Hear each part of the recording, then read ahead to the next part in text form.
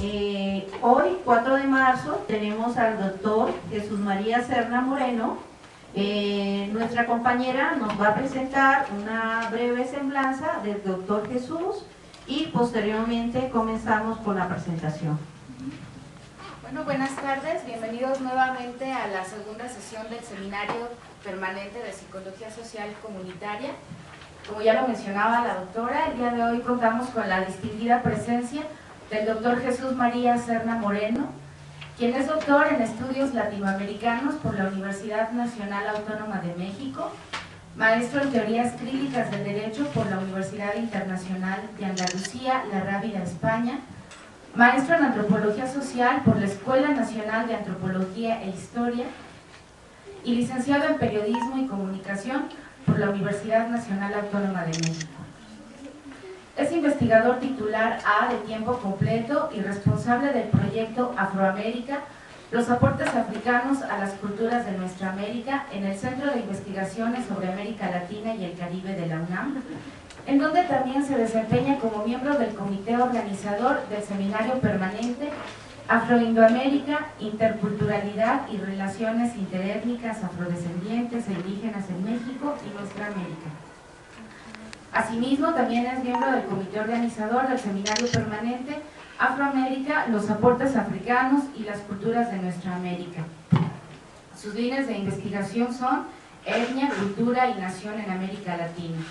Entre sus investigaciones actuales se encuentran procesos de migración e identidad en las Antillas Mayores, impacto de los cambios sociales en las identidades étnicas en República Dominicana y Afroamérica, los aportes africanos a la cultura de nuestra América.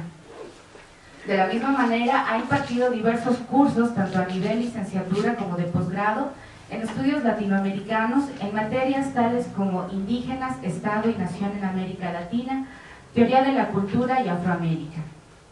Su productividad académica también comprende distintas publicaciones, entre las que destacan Herencias etnoculturales en Puerto Rico y Nueva York, República Dominicana, Identidad y herencias etnoculturales indígenas, Cuba, un pueblo nuevo, y México, un pueblo testimonio, los indios y la nación en nuestra América. Además, ha participado en foros, talleres, coloquios y seminarios en varias instituciones educativas del país, como también ha fungido como conferencista y ponente en múltiples eventos nacionales e internacionales. Por sus aportaciones al estudio de los afrodescendientes, el doctor Jesús María Serna recibió en 2012 la medalla Gonzalo Aguirre Beltrán por sus estudios de la negritud, así como por su contribución a las manifestaciones culturales del Caribe en México. En esta ocasión, el doctor Serna se encuentra con nosotros para presentar la ponencia Identidad etnocultural en los pueblos originarios, primeros apuntes etnográficos. Por favor, recibámoslo con un fuerte aplauso.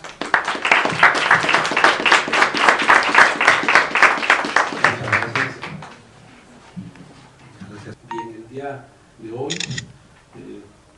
traigo a ustedes una presentación que trata de abordar básicamente 4 puntos.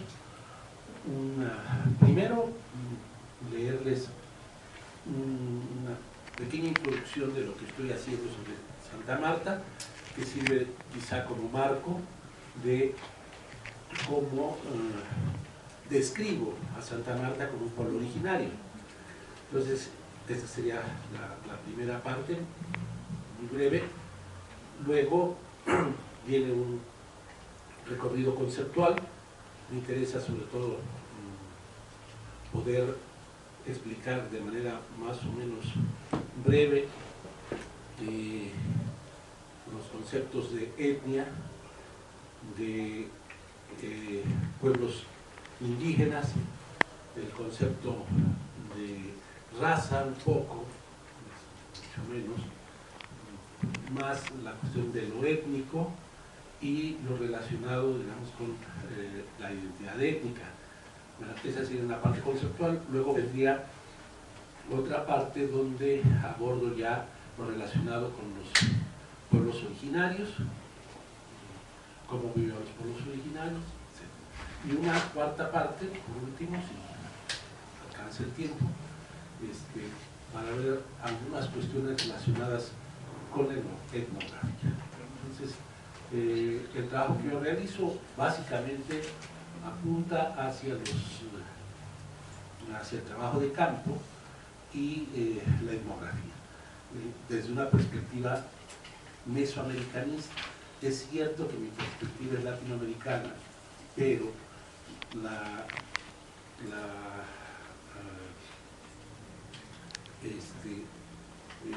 etnografía que yo utilizo es una etnografía basada sobre todo en los fundamentos que han surgido dentro de Mesoamérica con una serie de autores que han trabajado en la región. A mí me interesa muchísimo poner sobre todo la atención en relación como santa patrona Yacatitla, Acatitlán, Acatl, Carrizo, Caña, Titlán, lugar, en náhuatl, lugar de carrizos o donde abundan las cañas. En el trazado de sus calles, plazas y algunos edificios se trasluce su pasado colonial. Este es un primer elemento importante, creo yo, que tiene que ver con la traza de los pueblos originarios, ¿no? Que tienen ciertas características. Las calles son estrechas, con callejones y con trazos angulados, como lo hemos visto quienes hemos estado ahí. Junto a la plaza está la iglesia, el mercado, una escuela, la casa de cultura y en el centro el kiosco. Las familias más antiguas que se consideran originarias se encuentran en los alrededores de la plaza, rodeadas por edificaciones nuevas, entre las cuales destaca una unidad habitacional. La mancha urbana envuelve por los cuatro costados al pueblo, por lo que es casi imposible saber a ciencia cierta dónde empieza y dónde acaba. Dos grandes avenidas, Ignacio Zaragoza y la ermita Iztapalapa, parecen quererlo ahorcar en un estrecho abrazo, lo que produce la sensación de una especie de cerco vial que lo apretuja y lo mantiene arrinconado. La iglesia está construida sobre un promontorio en el que se ven aún los restos de una base piramidal, la cual probablemente fue una especie de teocalli. Bueno, como ven, es una descripción en relación a el lugar, ¿no? Con algunos datos en relación a esto de la toponimia del topo lugar, el nombre del lugar, ¿no? Que es también una característica de los pueblos originarios. Precisamente esas características de aquí entresaco entonces algunos aspectos que ya son señalados por Andrés Medina. Supone que ustedes ya leyeron ese texto, se les envió, espero que lo hayan recibido, la introducción a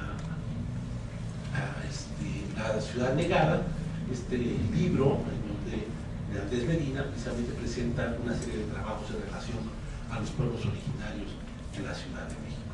Bien,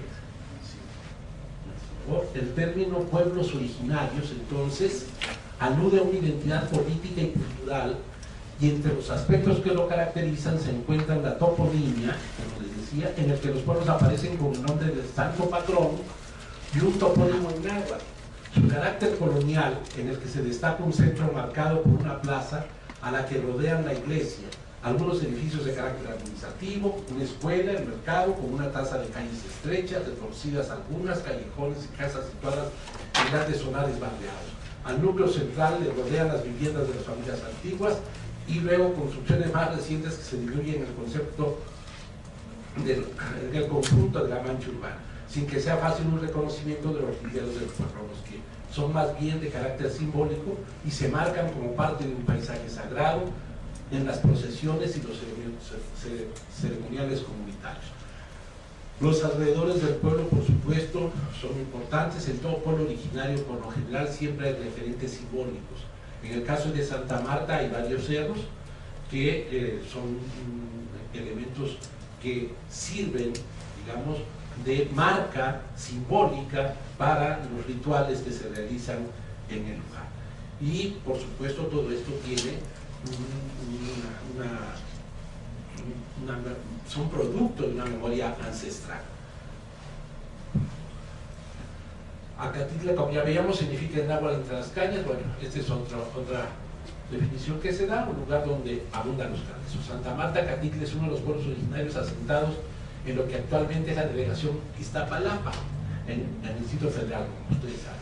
forma parte de los pueblos que se establecieron y prosperaron en la época prehispánica. Este lugar fue un asentamiento humano de enemigos de los mexicas, conocido en sus primeros tiempos como Acatitlán, el cual pasó a llamarse Santa Marta Acatitla después de la invasión española a nuestra América. Es uno de los 8 pueblos originarios de Iztapalapa. 8 pueblos, un buen número de pueblos originarios. Iztapalapa es un lugar que era muy importante, una especie de península que entraba, ¿no? Estaba el lago, y entonces hay una cadena de cerros, lo que es la sierra de Santa Catarina. Ahora ya es muy difícil poder observar esto, ¿no? De que era una península, porque obviamente pues ya se secó el lago, ya está todo urbanizado, entonces ya no se nota esta situación. Sin embargo, los cerros sobresalen, y precisamente en esa línea de dirección de la hilera de cerros de la Sierra de Santa Marta, pues tiene que ver con lo que era precisamente esta península que penetraba el lago. Y por supuesto era un punto referencial muy importante en relación a la Ciudad de México. Desde la Ciudad de México y desde el Templo Mayor se veía perfectamente bien el cerro de Iztapalapa y algunos otros cerros que también eran referentes. Algunos de ellos, como el Peñón de los Baños y el Peñón del Conde, que también eran muy importantes desde el punto referencial para los que viven en la ciudad. Bueno, entonces, en términos generales, esto sería, digamos, lo de un pueblo originario y lo que yo estoy trabajando en Santa Marta. Y para esto, pues, hay que desarrollar todo un estudio en relación, sobre todo, al trabajo comunitario que está girando constantemente alrededor de las fiestas religiosas, de las fiestas cívicas, de las fiestas patronales. Estas fiestas son muy importantes, de eso yo no voy a hablar, llamado ciclo de fiestas, porque va a estar aquí con ustedes el doctor Andrés Medina, que obviamente es el especialista que ha venido trabajando esto, y es el que hace esta propuesta de los ciclos festivos. Cada uno de estos ciclos es muy importante porque tienen un referente en relación a todo lo que es la memoria del pueblo y la vida comunitaria del pueblo, la forma en que se organiza la comunidad para estas fiestas. Eso es precisamente lo que nos muestra todos los elementos que conforman a un pueblo originario. Entonces, eso desde luego lo van a ver con Andrés. En mi caso simplemente lo señalo. Estos elementos ceremoniales son muy importantes, ustedes lo saben, para las mayordomías, todo lo que tiene que ver con los carnavales, la fiesta patronal de Santa Marta, el Día de Muertos, y lo que se conoce como el ciclo de invierno. Estos ciclos pues los van a ver con Andrés, él es experto en estos estudios. Él es el que hace además esta propuesta muy interesante, porque él es uno de los antropólogos en México que más ha estudiado también la cosmovisión mesoamericana, y es con base en algunos elementos que están en la cosmovisión mesoamericana que podemos encontrar rasgos similares en estos pueblos que aún quedan dentro de la mancha urbana, ahora rodeados por la mancha urbana, ya que la ciudad pues, ha ido extendiendo, como ustedes saben. Bien, pasamos entonces a los conceptos. El concepto de etnia es un concepto muy importante. Viene desde el punto de vista etimológico, de etnos, quiere decir pueblo. Este término hace referencia a una agrupación natural de individuos de igual idioma y cultura. Durante mucho tiempo se lo utilizó como sinónimo de tribu. Posteriormente, para tribu se restringía exclusivamente aquellos elementos que tienen que ver con, digamos, con el parentesco, con relaciones de parentesco, es decir, con un cierto linaje al que pertenecen, y por lo tanto a esos son a los que se conoce como una tribu. A medida que la etnia se va extendiendo, va teniendo varios linajes, ¿no? Pues, se va ampliando. La etnia puede llegar a extenderse, bueno, de hecho así ocurre, y las nuevas concepciones que hay en relación a lo étnico pues muestran un fenómeno mucho más amplio. Entonces lo étnico es aquello perteneciente a una nación o raza, aunque por lo general ya en la actualidad se desecha este concepto de raza, porque ustedes saben bien que es un concepto científico. ¿Qué quiere decir con esto? No existen las razas puras, por principio de cuentas, ¿no? Entonces ese es un primer elemento. Pero además, el hecho de que las razas tienen ciertos rasgos y por lo general se les ve de manera muy reduccionista a partir, a veces incluso de un solo rasgo fenotípico. La conformación de una raza se supone por los elementos raciales que distinguen a los distintos agrupamientos, digamos, desde esta perspectiva fenotípica, pues son un buen número de ellos, ¿no? En el ser humano hay más de 360 rasgos reconocibles a través de la antropología física, pero de ellos muchas veces toma uno solo para distinguir una raza, ¿no? Entonces así se habla, por ejemplo, por el color de la epidermis, se habla de la raza negra, por ejemplo, ¿no? Simple y sencillamente por la falta de mielina, y entonces hay ahí toda una visión, digamos, en relación a un solo rasgo fenotípico. Entonces eso, ¿qué es? ¿Qué es un blanco, por ejemplo?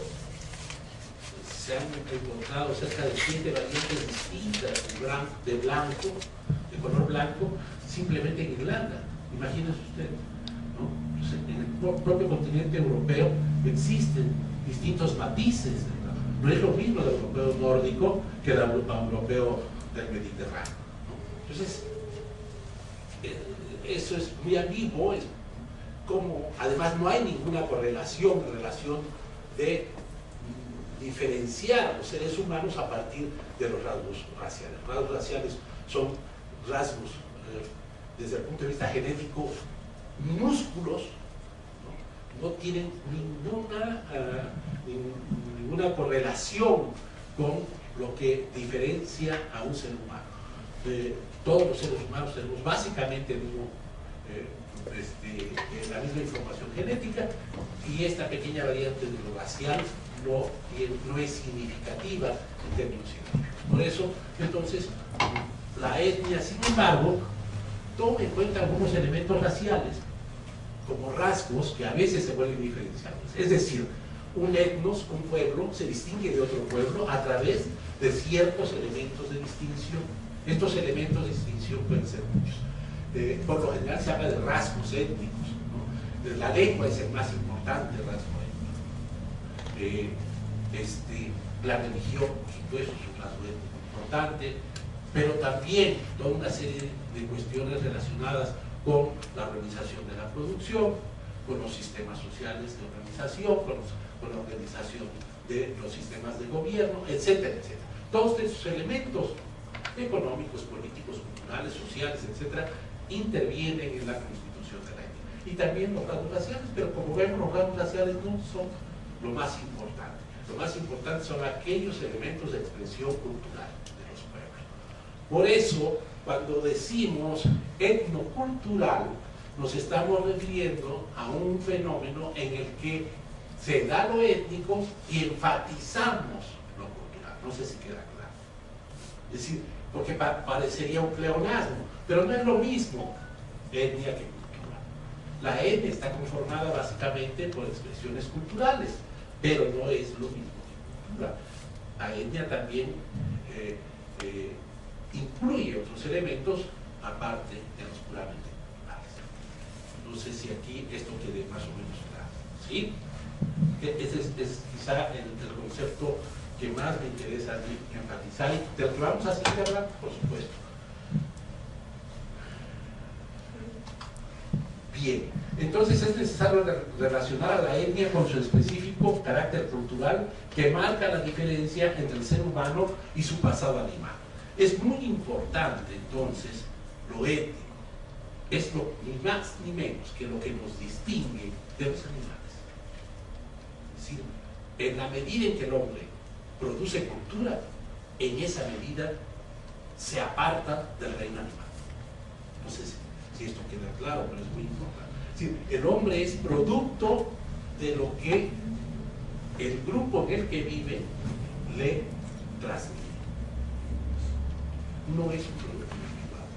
Esto ha sido ya muy estudiado. Si ustedes han visto la película del niño salvaje de Truffaut. ¿Sí? ¿Alguien la vio por ahí? Porque aquí en psicología se la pone. Bueno, es una película de una persona que crece fuera de la sociedad, con los animales, ¿no? Apartado, etc. No tiene vinculación con la sociedad y ya de grande lo encuentra y bueno, su comportamiento es un comportamiento prácticamente de un animal.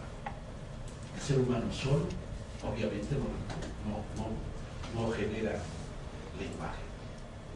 El lenguaje lo recibe del contexto social en el que nace. El ser humano se hace por la sociedad, por eso se dice que el ser humano es un ser social. Todo lo que tenemos, incluso hasta cosas imperceptibles, lo recibimos de la sociedad donde vivimos. A veces hasta formas de caminar son expresión cultural y expresión social, son reflejo de lo social. La importancia que la sociedad tiene en la conformación de lo humano. No se puede desarrollar lo humano sin el fenómeno étnico.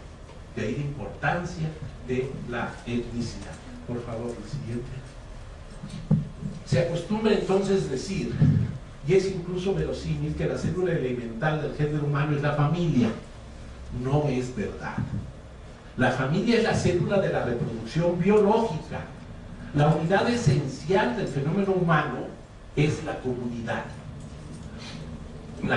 étnica, que es el lugar en que el hombre se produce. Ella surge la primera de las grandes alienaciones que nos plasmaron, aquella que nos desgarró del reino de la naturaleza para situarnos en el reino de la cultura, nos dice la cerebralidad. Estos elementos son muy importantes. Por lo general, ¿no? Se dice la célula de la sociedad, la familia. No. La familia es la célula para la reproducción biológica. Pero el ser humano requiere y necesita de un entorno, el mínimo, la unidad mínima de desarrollo y de producción de una lengua, de la cultura, etcétera, etcétera, es decir, de lo humano. A esa unidad mínima se le conoce como la etnia. Eso es una etnia. Y se distingue de otras a partir precisamente de estos rasgos sistémicos. Una serie de rasgos sistémicos. Les decía, el más importante de ellos, obviamente, la lengua. Siguiente, por favor. Entonces no hay hombres en comunidad étnica, ni más ni menos. Los hombres nacen con la potencialidad de desarrollar personalidad y condición humana, por supuesto. Pero fíjense, todavía en el siglo XVIII, XVII, las concepciones religiosas decían que el hombre, Dios le daba la lengua al hombre que la podía reproducir, ¿no? Porque no se habían estudiado bien estas cosas. No se había reflexionado quizá lo suficiente en relación a este hecho. El ser humano tiene potencialidades, pero solo las puede desplegar a partir precisamente de ese entorno social que le va a proporcionar aquellos elementos que le permiten ser un ser humano. Así de tremendo el asunto. Pero eso es una virtualidad que solamente se realiza, se concreta, si crece en una comunidad portadora de una cultura que lo humanice. Es por la convivencia dentro de esa comunidad que cada ser humano se apropia de la lengua de su pueblo, y ya en el cuerpo de la lengua, de una masa inmensa de conocimientos que catalogan y denominan las cosas, mostrando de qué manera ellas se transforman en el tiempo y varían en el espacio. El ser humano se humaniza. Por eso se llama, es un proceso de humanización o de socialización. Por favor. Pero la etnia no solo está conformada por aspectos de tipo cultural, lo que les decía, ¿no? No es lo mismo simplemente es sinónimo de cultura. No. Lo biológico, aunque no sea determinante, interviene también al igual que determinados elementos socioeconómicos. Una etnia expresa así la más grande unidad tradicional de conciencia de especie en sentido de encuentro de lo biológico, de lo social y de lo cultural. Comunidad lingüística y religiosa, relativa unidad territorial, tradición mítico-histórica, descendencia bilateral a través de un antepasado real o imaginario y tipo común de espacio, de ocupación de espacio. Un grupo cuyos miembros proclaman su unidad sobre la base de la concepción que ellos hacen de la cultura común específica. Pasamos a la siguiente. La concepción no esencialista de lo étnico. Había que tener mucho cuidado con esencializar lo étnico. Lo étnico no es algo óntico, no es un estado, es un proceso. Es decir, no es algo detenido en el tiempo. Lo étnico es algo que está cambiando constantemente. Muchas veces las definiciones, definición de un grupo indígena, definición de una cultura, etcétera, puede ser esencializada. Debemos de tener mucho cuidado en considerar que todo lo humano es cambiante. No hay absolutamente nada del humano que no esté en constante transformación. Así sea esta, a veces imperceptible, leve, lenta, etc. Puede haber cambios muy bruscos, drásticos, otros que a lo mejor ni siquiera los percibimos, pero estos cambios se están dando. Es pues un elemento procesual. De ahí lo complejo de las definiciones de lo étnico, porque casi todas las definiciones, por lo general, al definir, como que detienen, ¿no?, el objeto definido como si fuera un estado al que estamos definiendo. Y los procesos, por ser cambiantes, por ser dinámicos, muchas veces escapan a las propias definiciones. Por eso es necesario insistir en que es importante que tomemos en consideración que el fenómeno étnico es un fenómeno dinámico, es un fenómeno cambiante.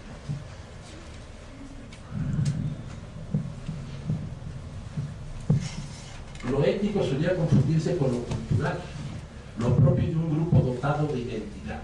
Esta acepción, además de autorreferente, implica que la identidad de un grupo era un datum inmutable y no problemático. En cambio, en algunos autores de la identidad implica referentes múltiples y problemáticos. Cuando hablamos de la identidad etnocultural, estamos hablando de la identidad cambiante y por lo mismo problemática.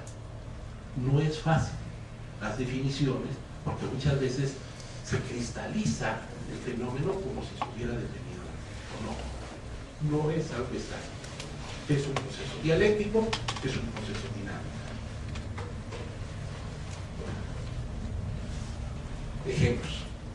Los miembros de un grupo étnico o etnia comparten la creencia de que tienen un origen común, un ancestro común o un lugar donde nacieron todos sus ancestros. Esto puede ser cierto o no, pero eso sirve de cohesión y de conformación de la etnicidad. Esta creencia no necesariamente se funda en hechos, no necesariamente tiene que ser cierto, puede ser un mito fundador, y la mayoría de los pueblos se fundan a través de mitos fundadores también. Es decir, aquel elemento que sirve como referencia de que todos pertenecemos a ese linaje que viene de, ¿no? Entonces decimos, nosotros venimos, bueno, de los mexicas. Es un punto de referencia. Es un punto, y ahí viene todo el mito del águila parada en el nopal devorando a la serpiente, etcétera, etcétera. Todo eso tiene elementos de cohesión para distinguir lo nacional mexicano. Lo nacional mexicano tiene mucho que ver con un agua, tiene mucho que ver con la religión, tiene mucho que ver con toda una serie de elementos relacionados con la historia prehispánica de nuestro país. Cuando los criollos empezaron a desarrollar el concepto de nación en México, los mexicanos utilizaron estos elementos. Por eso, la Virgen de Guadalupe, por ejemplo, habla el náhuatl, ¿no? El náhuatl y el otomí van a ser dos lenguas muy importantes para lo mexicano y van a estar presentes prácticamente en todos los documentos de la colonia. Entonces son elementos muy importantes para conformar la especificidad de México en relación con otros pueblos, ¿sí? Otro ejemplo, el grupo étnico suele tener ciertos rasgos distintivos: lenguaje, religión, vestido, artes, costumbres, alimenticias, instituciones, que pueden ser únicos o no. Lo importante es que los perciban como propios, que lo consideren como aquello que los distingue. 3. No tiene sentido hablar de etnicidad si no existen otros, los que no forman parte del grupo, pero que con él interactúan. Por ello la etnia es siempre parte de una totalidad que la trasciende, la sociedad política. Es decir, siempre hay un referente. En el caso, por ejemplo, de la República Dominicana es muy claro porque es una islita en donde hay dos variantes, digamos, nacionales: la nacionalidad dominicana y la nacionalidad haitiana, ¿no? Entonces, para los dominicanos, el referente a través del cual reafirman su nacionalidad es el haitiano. Entonces, incluso eso ha sido llevado a tal extremo que para los dominicanos, según ellos, y fíjense, es el país que tiene el más alto mulataje en el mundo entero. Y sin embargo, para ellos no son negros. Los negros están en México. Y así lo dicen. Incluso la Carta de Identidad de la República Dominicana, donde dice color, ellos se ponen así, color, y ponen color indio. Y el indio, hay distintos matices, ¿no? Que es un subterfugio para no sentirse negros. Un maestro mío, dominicano, que después fue embajador de México, me platicaba, ¿no?, como anécdota, que él se dio cuenta que era negro cuando estuvo en París. Una niña lo señaló, le dijo a la mamá, un negro. Y yo volteé, pues ya no había ninguno de la gente, pues era yo, se le estaba refiriendo a mí. Y ahí me di cuenta que yo era negro. Pero durante mucho tiempo yo me viajé por ahí, los negros son muy negros. Claro, ustedes saben esto de los tonos, ¿no? Porque cada cualquiera podría decir, es que allá está Zulea, ¿no? Porque así dicen, ¿no? Hasta Zulea de negros en Haití. Pues no es igual, pero así pasa, se quieren ocultar. Pero bueno, la identidad entonces siempre tiene un referente de contraste. A eso me refiero, es lo que quiero ejemplificar, ¿no? Un tercer ejemplo: no tiene sentido hablar de etnicidad si no existe. Es lo que decía. Sin embargo, lo étnico no es reducible a lo familiar o vecinal, en el sentido de lo que no implica un contacto continuo entre los miembros de la etnia. No. Esto a veces se puede dar disperso, y de todos modos el fenómeno étnico es un fenómeno muy cuestionador, muy fuerte. Decía Darcy Ribeiro, la etnia es fuerte. ¿Qué hace que un judío sea judío? A pesar de que pasan siglos y siglos y sigue siendo judío, a pesar de que vivan en la diáspora, a pesar de que vivan separados, etc., sigue siendo judío, ¿no? Hay un elemento cuestionador que es lo étnico, que es muy fuerte. No es fácil romper con eso.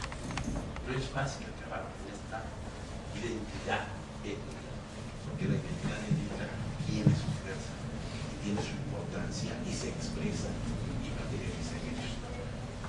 5. La etnia no se constituye necesariamente en un acto colectivo, no necesariamente tiene que, ¿no? Eso ocurre ocasionalmente o a veces con frecuencia, que hay una demanda política, que hay algo que se pide como grupo, ¿no? Entonces se forma un sujeto colectivo y ahí viene ya, ¿no?, el decir, no, somos los negros de la costa, Pero los negocios de la costa están ahí desde hace muchos años, aquí en México, ¿no? Costa Chica, ustedes saben que en Guerrero, Oaxaca hay negros. Son una variante étnica en México. Son los llamados afromexicanos. Nunca los supieron. Ahora cuando uno les dice son afromexicanos se les quedan bien así.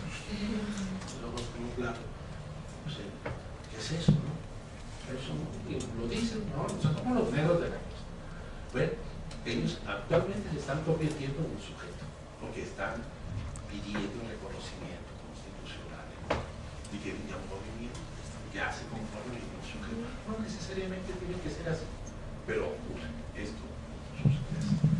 6. Por todo lo anterior, entonces, el contenido de las categorías étnicas sufre variaciones situacionales, aunque las categorías mismas, este es el 7, los nombres colectivos son emblemáticos, identifican a las personas y a las colectividades negros de la costa, ¿no?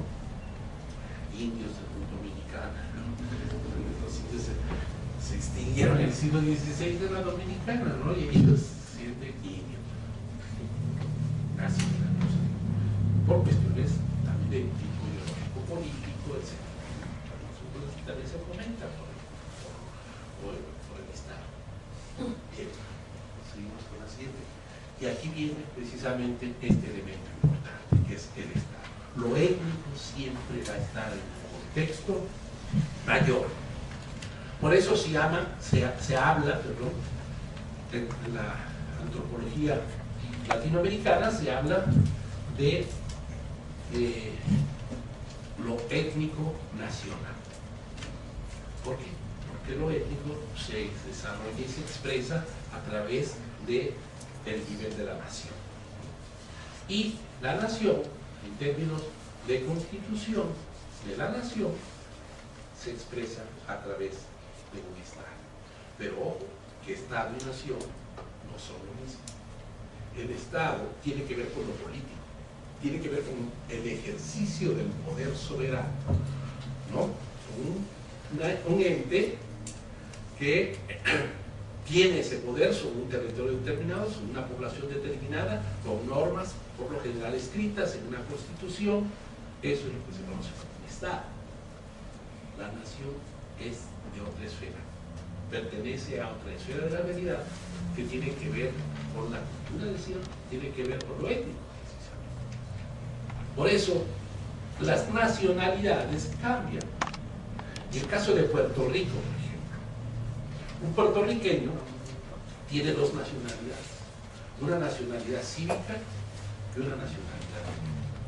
Por la nacionalidad cívica él tiene derecho a votar, ser votado, es un ciudadano norteamericano, puede viajar sin pasaporte en cualquier estado de la Unión Americana, etcétera, etcétera, ¿no?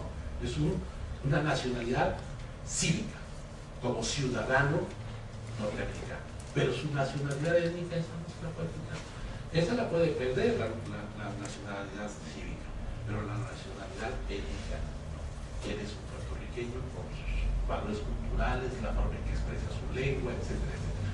Toda una serie de características que lo distinguen como un puertorriqueño y que además lo defienden con absoluta tenacidad. Les han querido quitar el español, ¿no? Para que se integren a lo norteamericano. Siguen hablando en español. Les enseñan en inglés en las escuelas, siguen hablando en español, ¿no? Les exigen que para trabajar sepan el inglés, siguen hablando en español. Aprenderán el inglés como una segunda lengua, pero su lengua materna y la que defienden y no la pierden es el español. Y así son las identidades, muy fuertes, ¿no? Y se sienten puertorriqueños, se sienten que eso es lo último que van a perder, ¿no? Bueno, ya los dominaron, ya llegaron ahí, se implantaron, ¿no? Los norteamericanos, les quitaron su territorio, bueno, les queda su identidad y la defienden. Entonces el Estado, por lo general, se le describe como una unidad territorial controlada por un poder soberano. Se ha dicho que todo Estado debe poseer tres características fundamentales, mínimamente estas tres tienen que estar presentes. Hay otras que pueden o no, pero estas son fundamentales. Un conjunto de instituciones que disponen de medios de coerción y de violencia. 2, el control de un territorio definido por unas fronteras Y 3, la capacidad de mantener el monopolio de la elaboración de reglas dentro de un territorio. Uso, lo que se conoce como el uso legítimo de la violencia organizada, ¿no? Que decía Max Weber. Se trata, por lo tanto, de la acepción territorial y política de la palabra Estado. En cambio, la nación resulta aún más difícil definirla, ¿no? No es fácil, porque no se pueden deducir rasgos comunes que permitan llegar a una concepción generalmente aceptada. Con mucha frecuencia se confunde la nación con el Estado. Una considerable cantidad de gente que habita una extensión de país cerrada dentro de ciertos límites y que obedece a un mismo gobierno. No. Esta definición es una definición de diccionario. Ese diccionario, obviamente, está mal. Una cierta cultura común es indispensable y una lengua compartida muy deseable, dice otro diccionario. También, no solo es ambiguo, es absolutamente ambiguo, sino que no nos está diciendo prácticamente nada, ¿no? En algunos casos de emancipaciones coloniales, ha sucedido que no todos los emancipados eran de la misma etnia, como en Sri Lanka, con singaleses y tamiles, o en Ruanda, con tutsis y hutus, lo cual ha traído nuevos y graves problemas después de la independencia. En los países latinoamericanos la nacionalidad es por definición pluriétnica o según algunos supraétnica, porque los estados aquí nacieron de manera distinta que en Europa. En Europa surge primero una nación, se constituye con una lengua, todos son más o menos güeritos, todos son reconocibles, ¿no? Todos francesitos, entonces pues, crean su estado para una patria francesa, un estado, una lengua, una etnia, una raza, decían ellos, etcétera, etcétera, ¿no? Uno a uno del estado. En América Latina no ocurrió así. En América Latina las independencias se dieron y según el poder militar de ciertos ejércitos, ciertos caudillos, permitía poner fronteras a veces de manera arbitraria y decir, aquí está la nación salvadoreña, aquí está El Salvador. País así de chiquitito, no, pero bueno, creado como nación. Y luego toda una serie de características que lo van a distinguir, ¿no? En el caso de El Salvador, por ejemplo, el pipil. Los pipiles es una de las migraciones de nahuas que llegan hasta ahí, en este lado, rodeado por mayas, ¿no? Y surge este lugar así como el Socorrusco también, que era también muy rodeado de los mayas, ¿no? En Chiapas. Entonces, ese lugar se crea como un país, como una nación y como un estado.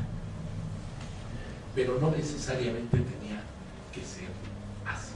Y entonces, aquí, muchas veces los estados surgen además, y surgen abarcando varios grupos que tienen distintas lenguas, distintas culturas, etcétera. Es decir, que podrían constituir naciones. Incluso en la actualidad, muchos movimientos indígenas los reivindican y se reivindican como nación. Tan es así que en Bolivia y en Ecuador, la Constitución que se formuló hace apenas unos cuantos años, ya incluye en el primer artículo constitucional: Bolivia es un país plurinacional o multinacional, y el Ecuador también. Se consideran naciones. Es decir, que una etnia puede crecer, puede generar, con esta cohesión de lo étnico y de distinción, puede aspirar a tener un Estado y a constituir esa nación. ¿Okay?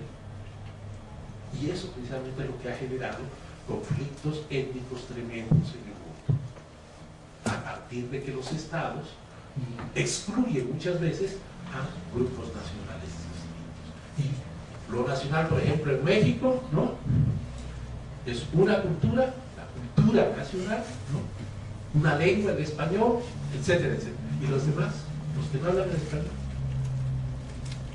y los que tienen otros valores culturales, otras formas de organización social, etcétera, etcétera, pues quedan excluidos. Pues lo simbólico de lo mexicano, bueno, el charo, todos sabemos, ¿no?, el mariachi, toda esta, que es expresión en realidad de una región de México, ¿no? Una parte del Bajío, pero que se ha considerado como nacional a través del estereotipo que propagó el cine, ¿no? De lo nacional. Y entonces lo demás no somos mexicanos. Eso genera conflictos, genera exclusión, genera discriminación y muchas veces también fomenta racismo. Hay también quien contrapone grupo étnico con nación, lo que en realidad implica una impugnación del Estado Nacional, ¿no? Que entonces ese Estado Nacional ya no me representa y entonces yo exijo que se me impugne, que se me considere, que se me tome en cuenta. Así como los negros de la costa están pidiendo reconocimiento constitucional. Porque bueno, le llegan las políticas públicas de apoyo a los indígenas, les llega, ¿no? a los mixtecos, a los chatinos, a musgos, lapanecos, etcétera, y las poblaciones negras se quedan así como nosotros, ¿qué onda? Entonces necesitan un reconocimiento como grupos y lo están haciendo. Ellos ya llegaron a ese nivel, se considera como un grupo distinto y por lo tanto piden su reconocimiento étnico. Al hablar de grupo étnico se considera la lengua como aquello que lo caracteriza. Ustedes saben que el criterio censal durante mucho tiempo se basó en eso, ¿no? Llegaba el censa y preguntaba: ¿usted habla una lengua indígena?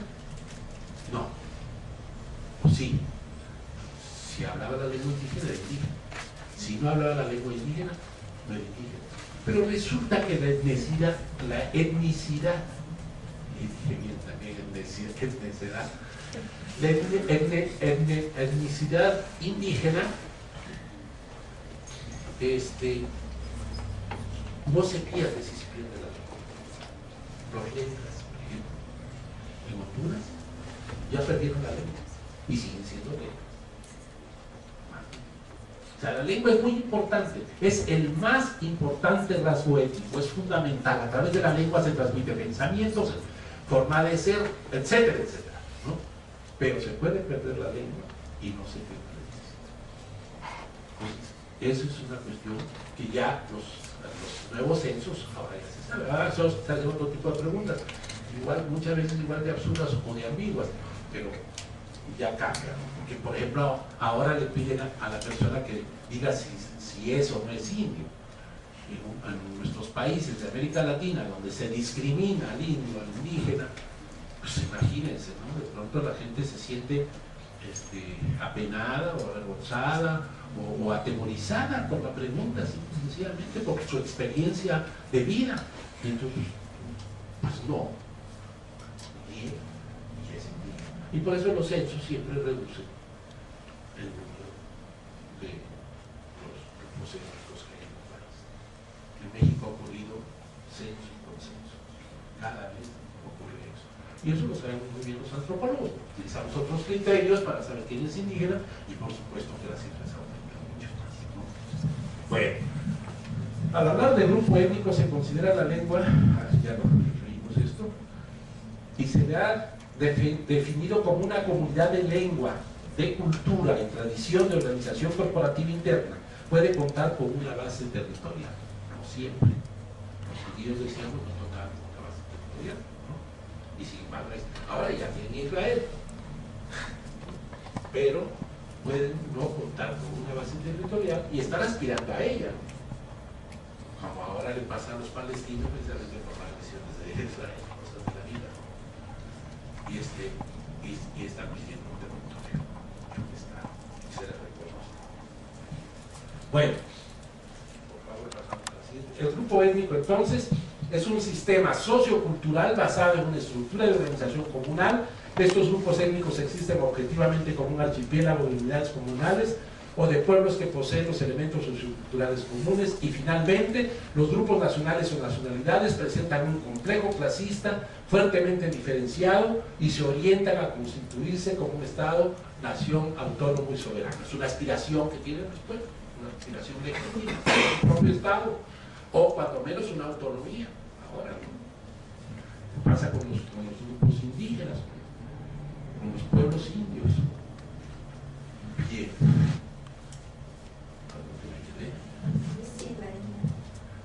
Soberano, ¿no? Así la etnia se ubica en una relación compleja con el proceso de formación de la nación. La etnia se presenta como una entidad extremadamente sensible a las transformaciones históricas y en un movimiento de génesis y de transfiguración o desaparición que permite recuperar la riqueza y complejidad del fenómeno étnico, que como ya decíamos es un fenómeno cambiante, dinámico. Darcy Ribeiro distingue entre protoetnia, microetnia y etnia nacional para ir viendo cómo se da este proceso de constitución de lo étnico que va creciendo y se va volviendo cada vez más complejo. El avasallamiento de los pueblos genera células étnicas por deculturación, las cuales en un segundo momento, nos dice Ribeiro, se convierten en aculturadoras tanto para la población nativa como para los propios agentes de dominación.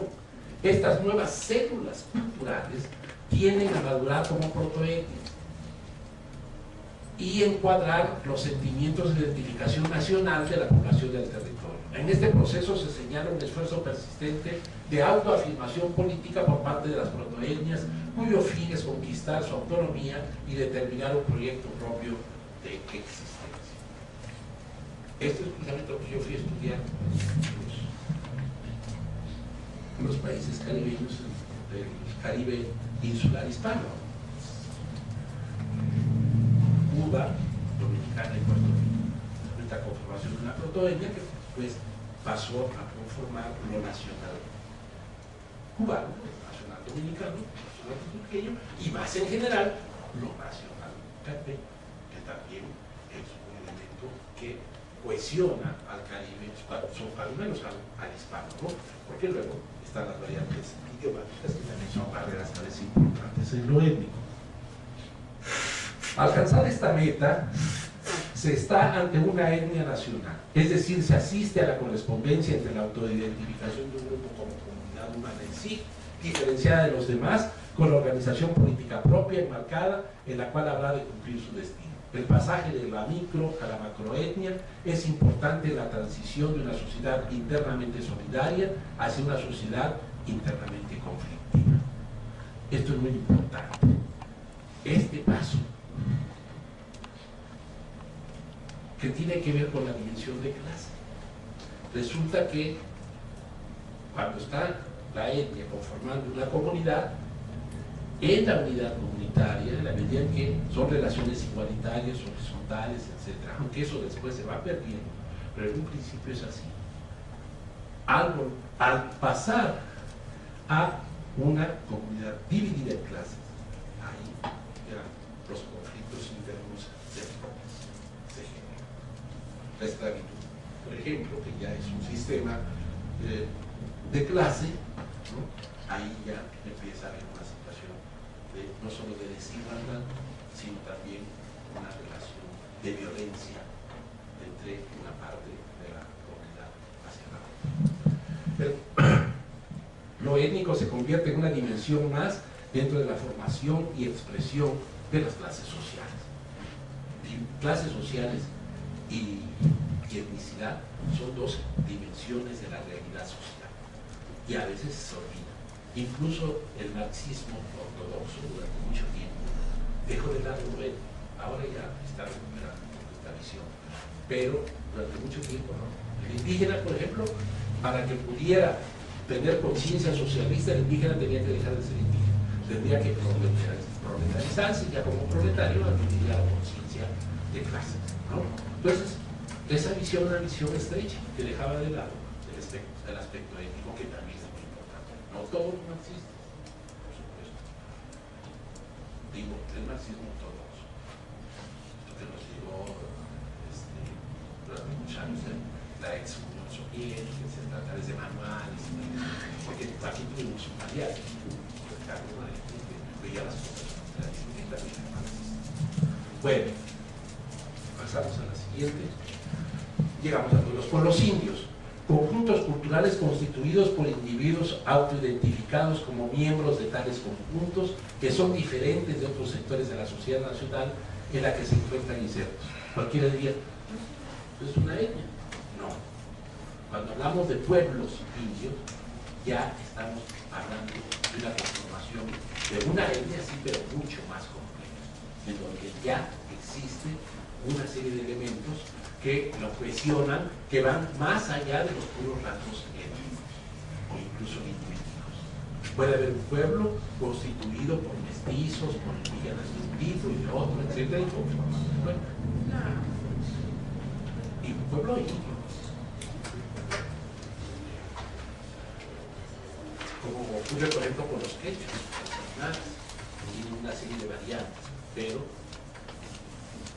son el pueblo quechua, el pueblo indio quechua, o incluso ya ahí una nación. Entonces un pueblo sería en principio una colectividad que uno participa de una unidad de cultura, lengua, creencias básicas comunes, ciertas instituciones sociales propias, formas de vida compartida, etcétera, lo que decíamos de lo étnico, ¿no? Pero además se reconoce a sí misma como una unidad, es decir, la mayoría de sus miembros se identifican con esa cultura. Y 3, comparte un proyecto común, es decir, manifiesta la voluntad de continuar como una unidad y compartir el mismo futuro. Decíamos que lo étnico no necesariamente se expresa como un proyecto único, ¿no? Como sujeto demandante. 4, está relacionada con un territorio geográfico específico.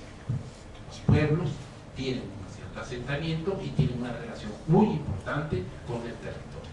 Los pueblos indios se constituyen y se conforman también a través de la identificación que ellos hacen con su territorio. El concepto de pueblo sería cercano pero no coincidente al de etnia. Esta última, como ya vimos, es un grupo de individuos ligados a un complejo de caracteres comunes antropológicos, lingüísticos, políticos, históricos, cuya asociación constituye un sistema, una estructura esencialmente cultural, una cultura.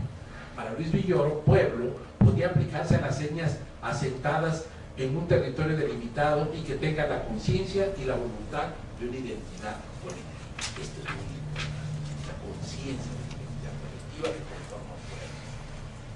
Mente que es un sujeto colectivo. El mismo concepto de pueblo se aplica también a las naciones, si por ellas se entiende comunidades culturales que han constituido un Estado, y a las nacionalidades que tienen el proyecto de constituir. No necesariamente tienen que tener, pero tienen un proyecto de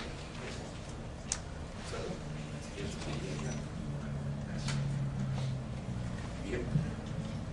La Ciudad de México resume de muchas maneras las características diversas de la nación. Se ha convertido en el mayor centro político y económico, así como punto de llegada de peregrinos y migrantes de todos los grupos del país, particularmente en la segunda mitad del siglo XX. Y esto ya es pasando al tercer punto, relacionado con los pueblos originarios en la Ciudad de México. Esto, desde luego, está tomado del texto que ustedes ya leyeron, esta parte, porque allí está, ¿no? Ustedes seguramente leyeron este texto. No voy a tener demasiado en ello, porque se supone que ustedes ya lo conocen. Una de las facetas de Cervantes Medina, que es el autor de este texto, una de las facetas menos exploradas de la bullente diversidad de la Ciudad de México es la que corresponde a su lado mesoamericano. La antigua prohibición fundada en la política de la segregación residencial establecida para la sociedad colonial, por la que los indios no podían residir en las ciudades exclusivas de la población española y su servidumbre, llevó a los migrantes indios a esconder o disimular su condición cultural. Una ciudad pluriétnica, ¿no? Pero que muchas veces se ocultaban estas diversidades. Las grandes explosiones culturales y las activas movilizaciones políticas de los pueblos originarios son cada vez más evidentes en el transcurso de la vida de la Ciudad de México. Sin embargo, no sabemos quiénes son exactamente tales pueblos, cuántos hay, cuáles son sus características sociales y culturales, cuáles sus reclamos, cuáles sus derechos. De pueblos indios pasamos a pueblos originarios. ¿Por qué? Porque ellos lo decidieron así. ¿Cómo surgen los pueblos originarios? Surgen en el momento en que ya no se quieren denominar como indios porque tiene una carga negativa verse como indios, entonces ya no se quieren identificar así. Entonces, en lugar de utilizar lo de pueblos indios, utilizan lo de pueblos originarios. son las grandes movilizaciones campesinas, producto de la crisis agraria de las décadas de los 70, que permite la configuración de un espacio político para las identidades étnicas indias. Es entonces cuando se constituye un movimiento de dimensiones nacionales y se fundan diversas organizaciones que reivindican por primera vez el derecho a las diferencias culturales, frente a un indigenismo que buscaba eliminarlas, pero sobre todo se lucha por el reconocimiento de los pueblos indios como actores políticos, con derechos y obligaciones definidos constitucionalmente. ¿Cuál era la política del Estado frente a los indígenas en México? Pues era una política que se conoce como políticas indigenistas. ¿En qué consistía esta política? Básicamente eran políticas asistencialistas, eran políticas paternalistas, ¿no?, que buscaban precisamente apoyar a las comunidades indígenas para que aprendieran el español y dejaran de ser indígenas y se volvieran mexicanos, ¿no?, un proceso de mexicanización. Por eso a estas políticas indigenistas en México también se les conoce como políticas integracionistas, que tratan de integrar a los indígenas a lo nacional mexicano. Y entonces a que desaparecieran lenguas, que desaparecieran culturas. Imagínense ustedes lo tremendo que es que se pierda una lengua. ¿Cuántas lenguas no se han existido en México? Perder una lengua es perder una historia. Es algo irrecuperable, es una pérdida tremenda del patrimonio de la humanidad. Un conjunto humano que durante siglos crea la lengua no se crea de la noche a la mañana, no la crea un individuo, y es propiedad de la humanidad. Es algo muy, muy valioso. Ahora se está aprendiendo a valorar las lenguas. Durante mucho tiempo se les vio como algo que se podía perder, y mejor, que más rápido lo pierdas, ¿no? Aquí vienes hablando de mixteco, en español, para que pues, conseguir un buen trabajo, ¿no? Estas ideas también de integracionismo también han sido denominadas etnófagas. ¿Por qué lo de etnófago? ¿Qué idea les da esto del etnófago? ¿Por qué creen ustedes que le llaman etnófago? Una política etnófaga, dice Díaz Porrano. ¿Por qué? Que se come a las etnias. Así es, se las traga, las desaparece, las engulle. Las políticas etnocidas, se les ha denominado, son las políticas que el gobierno mexicano y sigue manteniendo y juegan. Bien. Pasa. Entonces emergen diferentes escenarios que favorecen la expresión de las movilizaciones indias. Uno de ellos es la movilización continental de los pueblos indios contra la celebración del 5º centenario de la presencia europea en América. Otro más es propiciado por el levantamiento armado del Ejército Zapatista de Liberación Nacional en Chiapas en 1994. Con el levantamiento del ZLN, como ustedes saben, se tomó conciencia de la necesidad de que el Estado tomara cartas en el asunto en relación a el reconocimiento de la diversidad étnica, de la diversidad indígena, aparte de otras demandas que traen del STN. Pero ese fue un elemento cohesionador muy importante del movimiento indígena nacional, y prácticamente en todo el país surgieron movilizaciones al respecto.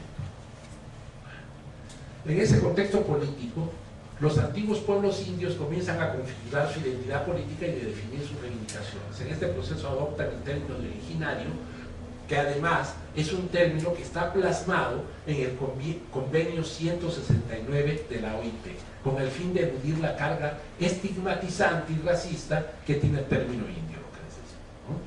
Bajo este concepto se organiza el primer Congreso de los Pueblos Originarios de la Náhuatl, realizado en Coajimalpa en el año 2000, y el término es asumido como un nombre que identifica su especificidad cultural y política en el marco de la Ciudad de México. Entonces, ¿por qué pueblos originarios? Porque ellos lo decidieron de manera soberana y libre. En un Congreso somos los pueblos originarios de la Ciudad de México. Bien. Son las grandes fiestas colectivas, tanto las que se celebran al Santo Patrón como aquellas otras articuladas a otros ciclos festivos, las que permiten definir a los pueblos originarios.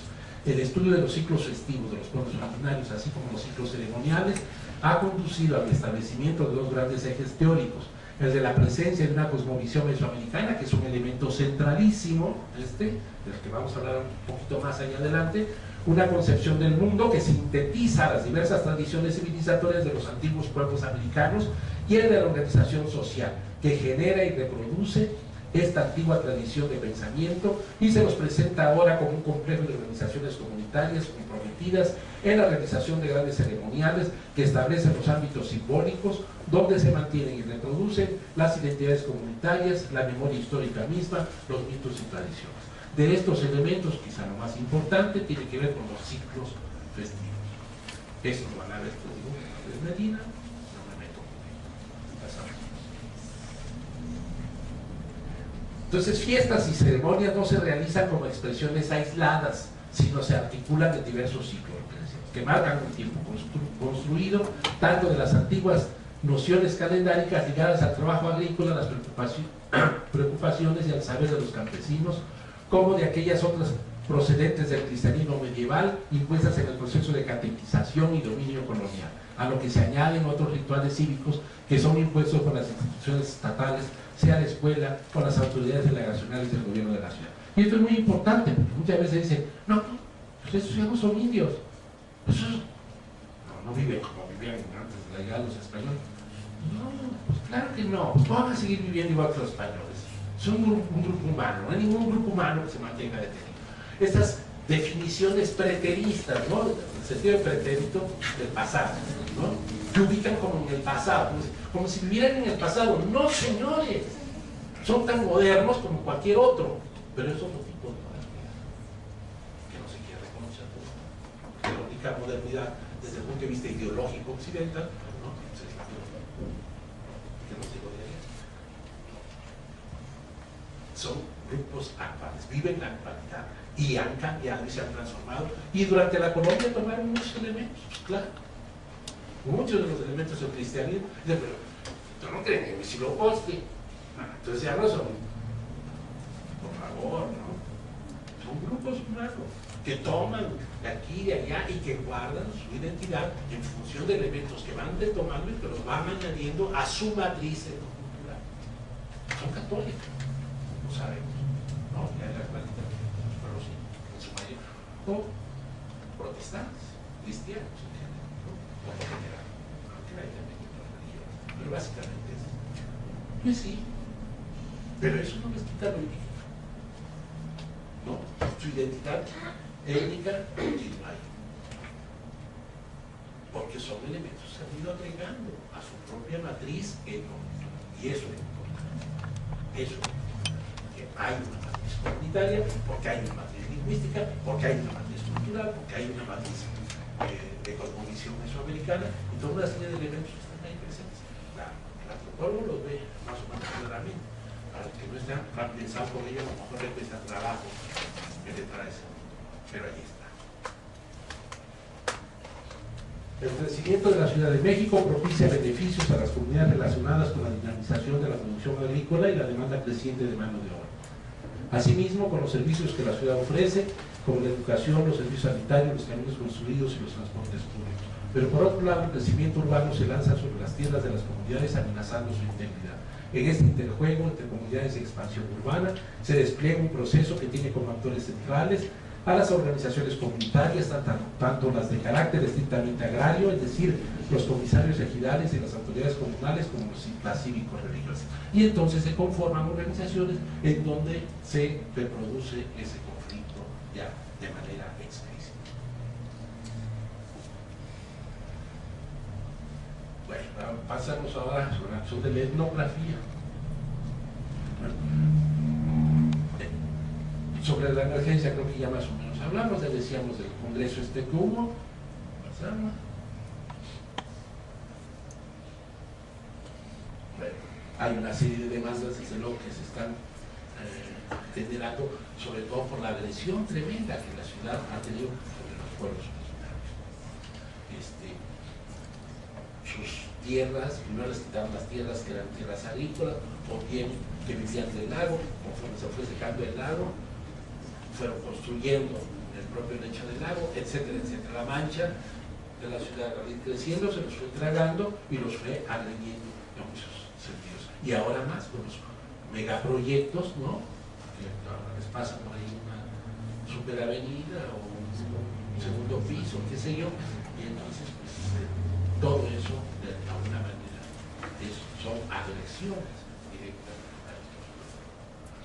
La base del sistema de usos y costumbres es precisamente el sistema político religioso comunitario, eje de la reproducción de sus identidades étnicas y culturales, remitido a su papel organizador del ciclo ceremonial anual. Las implicaciones políticas del sistema se mantenían en un régimen autoritario y se hacían presentes en coyunturas en las cuales era preciso defender el territorio. Por supuesto que para ello tenían su forma de organización, con ciertas características que van cambiando también porque son expresiones muy diferentes de lo comunitario. En algunos lugares ya no queda tanto de la vida comunitaria, pero lo poco que queda es reconocible todavía y ahí está presente. En términos generales podemos reconocer tres instancias centrales que caracterizan a las organizaciones religiosas comunitarias de los pueblos originarios del sector del Llano: los fiscales, las juntas de festejos y las mayordomías. Encontrando o las tres, o dos, o una de ellas, ya hay elementos expresionales de lo comunitario. En algunos lados se llaman de un modo, en otros lados en otro, etc. Pero estas tres variantes, digamos, son muy características de los pueblos originarios.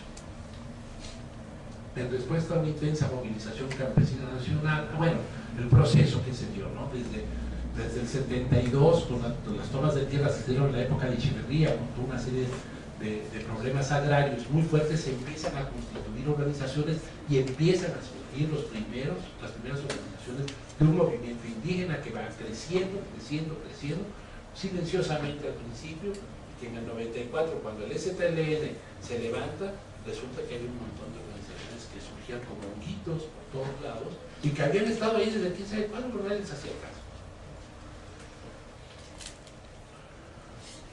Un ejemplo de Milpalta, y pasamos a lo de la etnografía. Bueno, la etnografía es producto de la necesidad de conocer un fenómeno fundamental y que es la palabra clave en el terreno de la antropología, que es la diversidad etnocultural en este caso.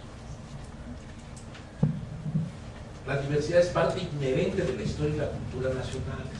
La vivimos cotidianamente, pero apenas comenzamos a conocerla, a estudiarla y a asumirla como nuestra alternativa frente a los embates de la globalización virtual y real. A través de la etnografía se conocen las variantes, ¿no? Se hace una descripción de aquellos elementos que identifican las diversas expresiones culturales de una sociedad. Esto es justamente lo que hace la antropología. Para ello requiere un método, para ello hay una serie de teorías y de concepciones, hay enfoques, pero básicamente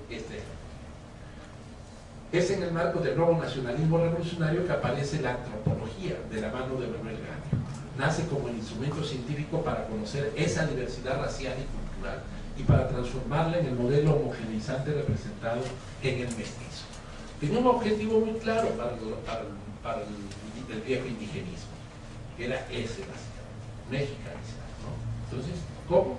A través de este elemento ideológico de constitución de lo nacional mexicano. Lo nacional mexicano surge con la ideología de mestizaje, ya desde Porfirio Díaz. México es mestizo. Entonces, con eso se tiende a homogeneizar a la sociedad, ¿no? Y a querer que todas sean supuestamente iguales. Todo es mestizo ya, ¿no? O sea, no hay diferencias. Acabando con las diversidades, como las diversidades le hicieran daño a alguien, al contrario, las diversidades no culturales enriquecen, no empobrecen a nadie. Las raíces de la etnografía se encuentran en la percepción de las diferencias étnicas, en su registro y en las reflexiones suscitadas acerca de la alteridad. A esto se añade la experiencia colonial cuando con el establecimiento de sistemas de explotación y dominio se define una ideología racista que hace de la cultura de los colonizados manifestaciones de inferioridad. Y entonces ser indio o ser afro en América Latina se convierte en lo bárbaro. Entonces, siglo XIX, con el liberalismo, las nuevas ideas, ¿no?, de libertad, igualdad, fraternidad y todo esto que nos llegó de Francia, básicamente, ¿no?, y de Inglaterra, etcétera. Entonces, todos iguales ante la ley, etcétera, ¿no? Pero el mundo civilizado requiere de cultura, de conocer. Entonces, civilización contra barbarie. Esa es la propuesta de la siglo XIX. La barbarie y lo afro, lo indígena, eso hay que quitarlo. Eso es un obstáculo al progreso, al desarrollo, al mejoramiento económico, etcétera. Que acabar con eso. Y esa fue intencionalmente, deliberadamente, la política de muchos gobiernos de América Latina, de todos, América Latina en el siglo XIX. Incluso traían gente de Europa que se han hecho latinanos. Sarmiento, por ejemplo, en Argentina, Mitre también en Argentina, y muchos otros. De México, esto que se hizo también. Porfirio Díaz se trajo colonos, no decía, para civilizar a este país. Entonces, se les ve como inferiores a los otros. Las reacciones críticas a la ambiciosa teoría evolucionista conducen al despliegue de una serie de técnicas de investigación que tienen en el trabajo de campo su mayor representación. Este es el elemento de técnica de la etnografía fundamental del trabajo, del trabajo de campo, ¿no?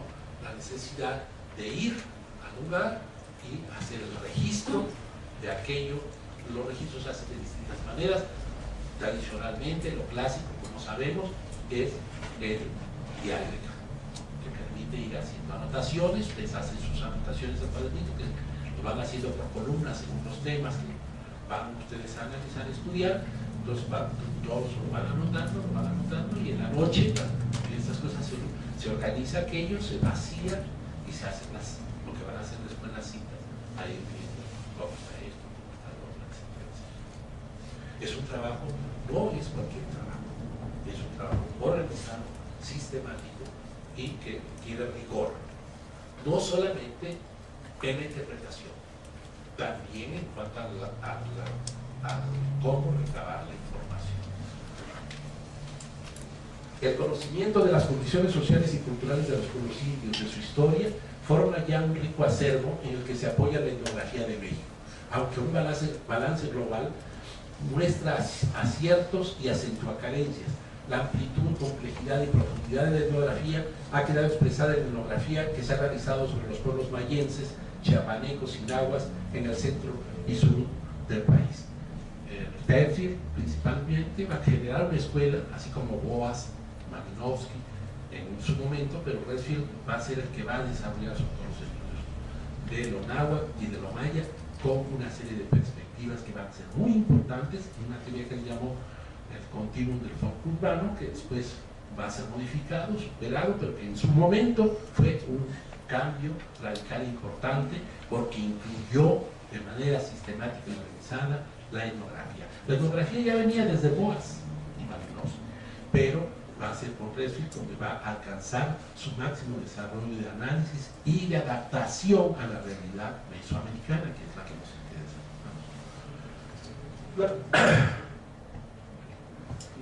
No obstante, el norte de México apenas sí ha sido tocado por algunos estudios etnográficos. En esta región del país existe una carencia en la investigación, no solo de pueblos indios, sino de campesinos, ganaderos, rancheros e inmigrantes. Por el tiempo, yo continuaré. Bueno, claro, de Malinowski, que les decía yo, en fin. Es un poco con los antecedentes de la formación de la etnografía en México. No nos va a dar tiempo de desarrollarlo todo, pero si quieren, a la hora de las preguntas, pues me gustaría sobre todo que ustedes comentaran, preguntaran. En las preguntas podemos ampliar un poco esto de la etnografía para ya no extenderme más, porque ya el tiempo se me acaba. Entonces, pues hasta aquí le dejo. Muchas gracias.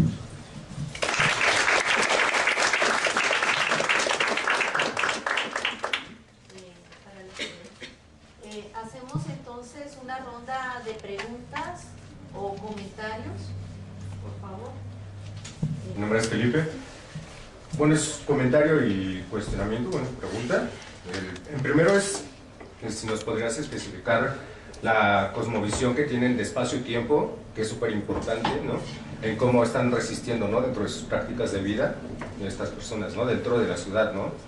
Eso es lo primero.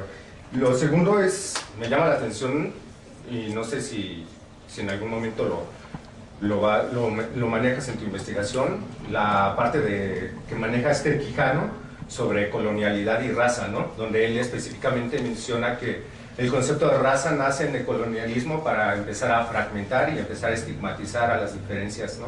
Y entonces es donde nace el concepto tanto de negro como indio, etcétera, ¿no? Porque tú mencionabas, ¿no? Que había algo así como de indígenas, etcétera, pero existieron hasta que llegó el colonialismo, ¿no? Antes no existían estos procesos, ¿no? Y la otra parte es donde tú decías que bueno, mencionabas algo así como un epistemicidio, donde se acababa con los indígenas y los afro. Ajá, ¿no? No, pero sí también, ¿no? Con toda esta parte en su totalidad, ¿no? O sea, se ve como un epistemicidio donde ya estás acabando con toda la cultura, ¿no? Y creo que también estratégicamente hablando de los procesos tanto capitalistas, de modernidad, desarrollo que vienen con la colonialidad, también se tiene conciencia de que se deben de dejar, ¿no? Indígenas y afros vivos, porque son los que son la materia de producción de trabajo, ¿no? Y de esclavitud. Entonces, creo que ahí, no sé si me pudieras explicar más ese proceso. Sí, gracias. Yo digo que vamos respondiendo poco ¿Sí? a poco, sí, Bueno, mientras calientan motores los compañeros. espacio y tiempo, fundamentales. La distribución del espacio y del tiempo, el conteo del tiempo, desde luego, muy minucioso, es algo que en la Convención Mesoamericana, que está un poquito más adelante, entonces, si pudiéramos pasar a hablar un poco más de la cosmovisión, en donde está lo del tiempo, no. Hay tres grandes temas que se desarrollan en Mesoamérica, básicamente, ¿no? Ya no se desarrollan, son muy importantes: el nahualismo, los rituales agrícolas, la escritura del universo. Los tres tienen que ver con el espacio del tiempo y la concepción del espacio del tiempo, que es algo verdaderamente complejo. Ya en la actualidad se ha avanzado mucho, sobre todo los trabajos que han dicho López Austin, el propio Andrés Medina, sería bueno que le preguntaran un poco sobre estas cuestiones, porque han desarrollado mucha relación a este elemento. El espacio. El espacio para los pueblos originarios no solamente es un referente en términos materiales. La vida material y la vida inmaterial de los pueblos indios está prefigurada en el espacio, de manera que el espacio es un reflejo del ser humano, e incluso no solamente el espacio del hábitat, el universo en su conjunto, el cosmos. Para el indígena, el cosmos es la representación del cosmos, y así lo representa. Hay una cabeza, hay extremidades, hay un tronco, hay un centro, el ombligo, que es muy importante para los grupos. El espacio tiene las cuatro esquinas y el centro como elementos organizadores y cohesionadores de toda actividad, y en todo ritual religioso están presentes estas cuatro esquinas y el centro. Y luego los niveles. 9 para arriba, sería lo que nosotros llamaríamos el cielo. Se ha traducido así, no tiene nada que ver con eso, pero bueno, esta concepción de lo que es esta parte, digamos, donde están las estrellas, donde están, etcétera, etcétera, ¿no? Que va a tener un nivel, y el inframundo, que también tiene sus niveles, ¿no? Y ese conocimiento del espacio y esa organización del espacio está presente en su ritmo, en sus ritos, en sus manifestaciones incluso productivas. El trabajo agrícola, por ejemplo, está siempre organizado a partir del espacio y del tiempo, la forma en que ellos lo visualizan. Y la medición del tiempo, por eso es muy importante. Por eso lo de los ciclos agrícolas, esto lo van a ver mejor con Andrés. Él les va a explicar muy claramente cómo es esto de los ciclos. Es algo impresionante, cómo para ellos es fundamentalísimo. El carnaval, por ejemplo, tiene que ver con un inicio de las cosechas.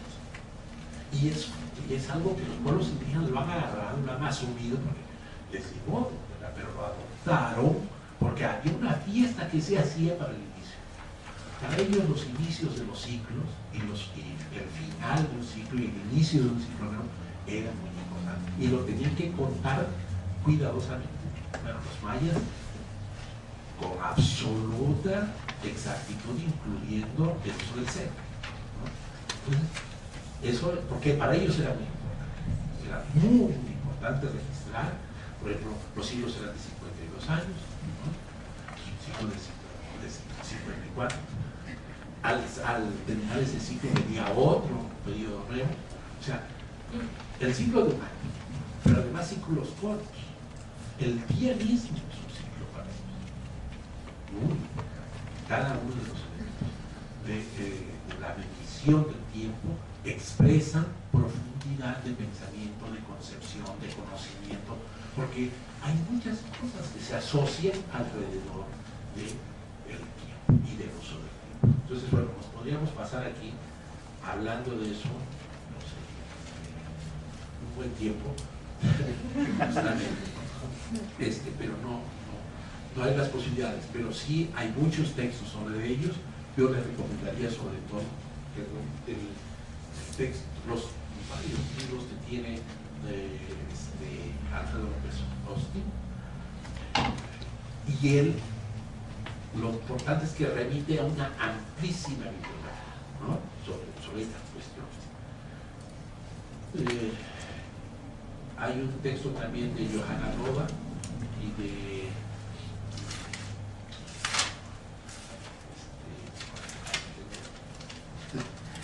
aprovechando que tengo las revistas,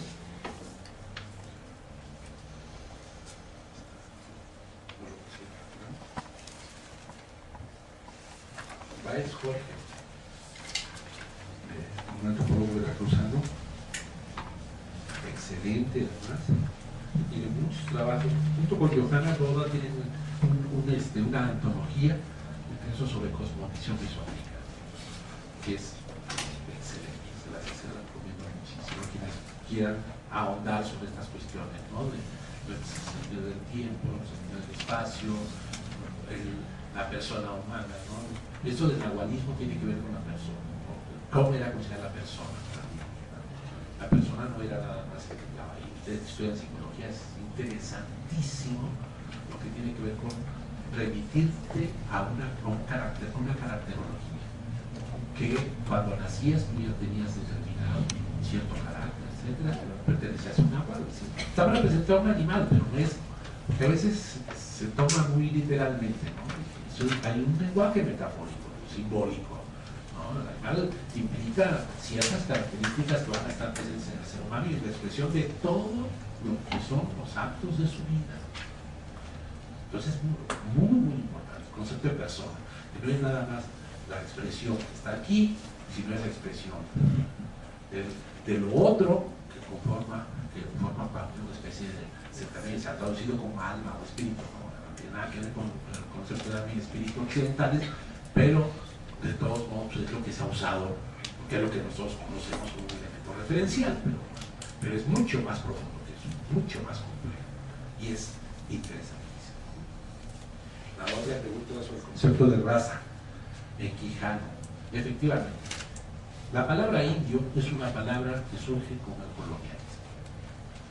Es el colonialista el que viene y dice, estos son indios. O sea, aquí no había indios. Aquí había quechuas, animales, mapuches, nahuas, mixtecos, zapotecos, mayas, etc., ¿no? Pero para el colonizador, la forma de colonizar son indios. Por un error, ¿verdad? Porque Colón se dio el famoso tropezón con lo que resultó ser América, pero no sabía, ¿no? Eso tiraba a las Indias y de ahí viene, ¿no?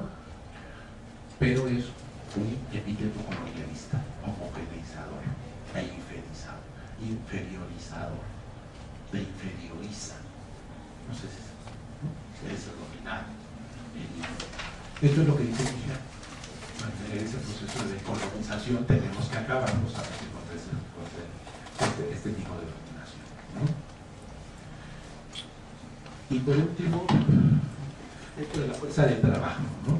Efectivamente, o sea, no les convenía acabar, al contrario, cuando por las enfermedades, el maltrato, etcétera, se estaban acabando, pues hubo necesidad de formular algunas leyes, ¿no?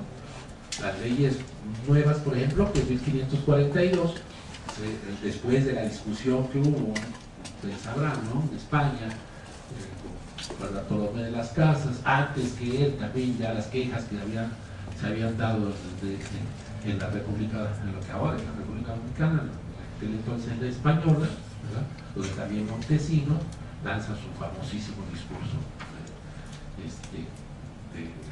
de condena a los españoles por el maltrato, la primera expresión, ¿no? De parte de los propios españoles, ¿no? Estos frailes que criticaron muchísimo el maltrato, pero obviamente también no les convenía, ¿no? Que se extinguiera. Y cuando ya no les quedaba, se estaban extinguiendo de todo modo, pues tuvieron que traer africanos como esclavos, ¿no? Pero sí, el etnocidio tiene que ver sobre todo con el siglo XIX, básicamente, como una política deliberada. En la colonia, curiosamente, se generaron la República de Indios, y muchos de estos elementos que ganaron los indios en época colonial son justamente las que siguen reivindicando. Incluso para reivindicar sus tierras tienen que recurrir a lo que se conoce como títulos primordiales de estos terrenos, ¿no? Que eran tierras mercenarias que habían sido dados por la corona española. Entonces, y ahí están, y los cuidan celosísimamente, ni siquiera se le enseñan a nadie, ¿no? Ahí que se venda, porque eso es sagrado, ¿no? Porque eso depende de la propiedad, la comunidad, ¿no? Territorial. Pero en México, ustedes saben el problema que hubo. Después de la revolución se dieron básicamente tres formas distintas de proporcionar tierra, ¿no? Una de las luchas, o sea, tierra y libertad, ¿no? Más o menos el zapatismo, pero no nada más, era un problema fundamental de las tierras. Entonces, ¿qué es lo que se logró? Dos formas de propiedad, tres formas de restitución. Bueno, la restitución es una forma, ¿no? Pero se llama, porque la dotación es para la propiedad, la dotación de la tierra nueva, ¿no? Pero la restitución son aquellas propiedades de tierras que ya se tenían desde la colonia y que los pueblos están luchando por la restitución. Las haciendas se las comieron, las tragaron esas tierras. Entonces, esas luchas por las tierras tienen que ver con la restitución. Y luego, por último, estarían los ejidos, que también es la otra propiedad. Hay dos formas de propiedad colectiva: la comunal, el ejido, y la otra, que es la propiedad privada, la pequeña propiedad. Que no vayan a decir a los latifundistas, ¿no? Sí, es cierto que en México no hay latifundistas, así como tampoco hay monopolio, ¿verdad? Digamos de Televisa. Bueno, pues sí, entonces la fuerza de trabajo es muy importante, por supuesto, para los dominadores, y por eso también durante mucho tiempo trataron de tenerlos ahí y de darles atención. Incluso se decía privilegios. Realmente la situación de opresión aquí vieron los indígenas siempre, pero algunas cosas también lograron, es cierto, en ese sentido. Pero más allá de la necesidad de la fuerza de trabajo, lo cierto es que ya en el siglo XIX hay otra concepción, otro planteamiento distinto al colonial, y están en contra de todo lo que iba a ocurrir en la colonia. Los liberales querían borrar a partir de cero todo lo anterior, se acaba, ¿no? Y entonces muchas de las cosas, inclusive que para algunos sectores de la población eran mínimamente favorables, pues lo que querían borrar, quitarlos, acabar con la propiedad comunal. Por ejemplo, los liberales fueron los que acaban con la comunidad, ¿no? A través de la ley Juárez, por ejemplo, la ley Lerdo, ¿no? 1857, la Constitución liberal, pues muchas de esas cosas agreden a las comunidades indígenas y tienden a desaparecer. El liberalismo fue altamente nocivo para las comunidades indígenas. no solamente en México, toda América Latina. Bueno, sí, damos paso a alguna otra pregunta o comentario. ¿Alguien tiene alguna pregunta o comentario? Quedan 10 minutos. ¿Tú tenías? Oh. Bueno, yo sí.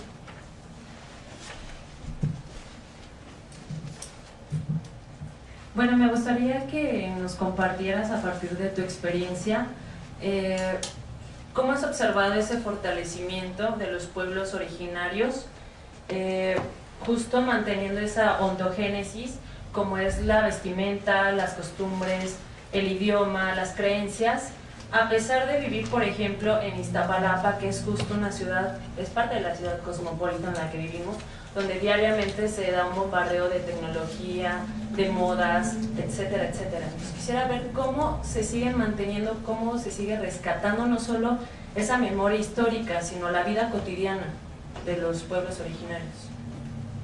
Gracias. ¿Alguna otra pregunta o comentario? ¿No?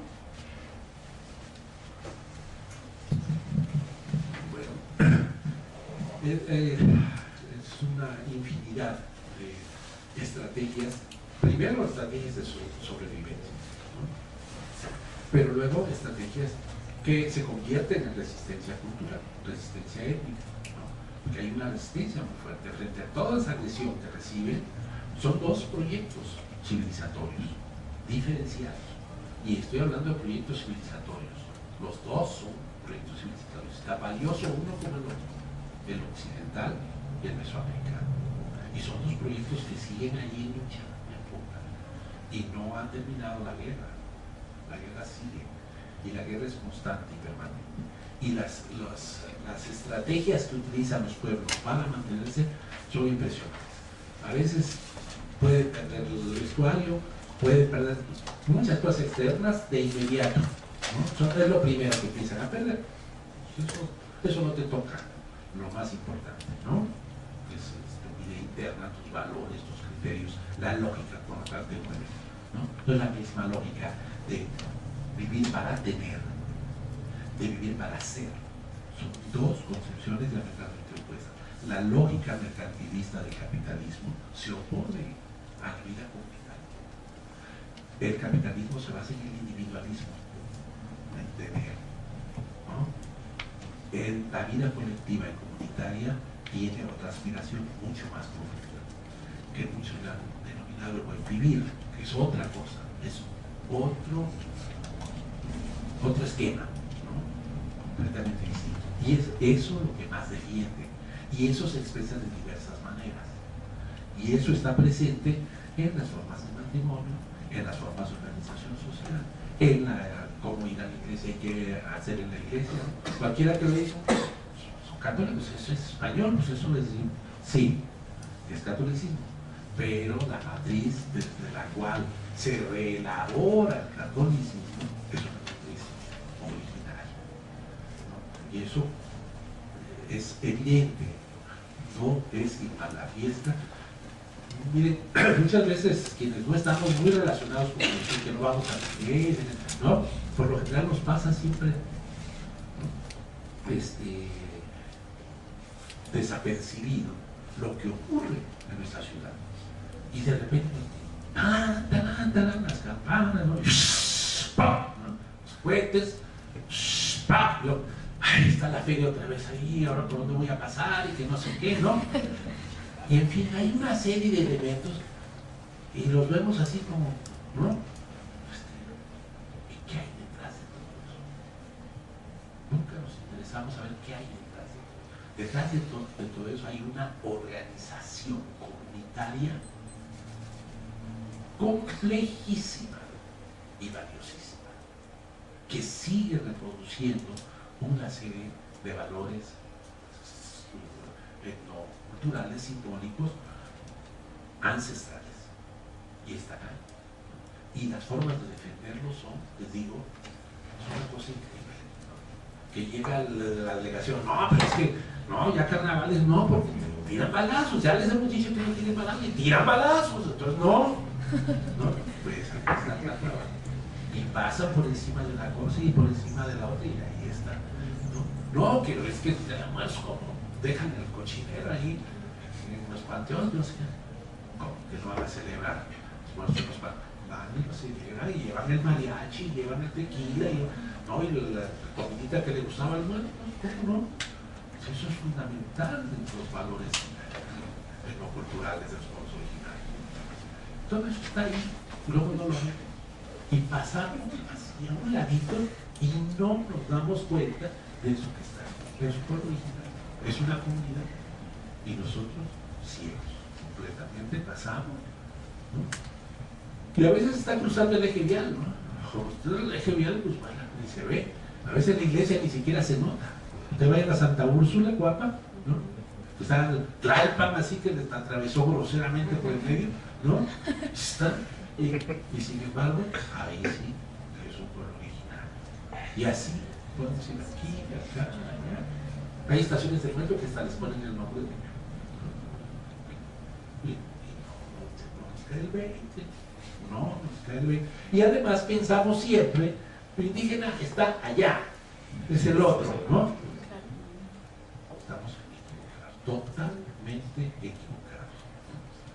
Viene cualquier francés o alemán o inglés y nos ve, así nada más de una pura mirada así, rapidita, y se dan cuenta de todo lo que tenemos indígena, y que nosotros no lo queremos reconocer en nosotros mismos, que no lo queremos ver, no nos gusta. Entonces siempre es el otro, y más bien lo usamos para agredir al otro, ¿no? Para insultar. Mira, pareces nada. ¿De dónde viene eso? Pues eso es racismo. Y es una discriminación que surgió en la colonia con los totonacos, porque así decían, él es totonaco, y era despectivo. Después él quitó lo de toto. Y además, sí, porque no, ni siquiera sabemos de dónde viene. Lo usamos y no tenemos ni la menor idea de dónde, ¿no? Somos a veces una ignorancia tremenda. No, así es la vida, aprendemos las cosas por imitación. Entonces, ¿no? Y estamos insultando al otro por eso que somos. Porque miren, la antropología tiene un origen colonialista. Los colonialistas estudiaban a nosotros, a los indígenas, que eran nosotros diferentes a ellos, los afro, los diferentes a ellos, etc., ¿no? La alteridad, la relación del otro. De ahí viene todo esto. Bueno, para nosotros, los antropólogos latinoamericanos, esos otros no son sino diversos rostros del mismo nosotros. Tenemos una diversidad de rostros, tenemos que autorreconocernos en esos otros, porque son parte de nosotros.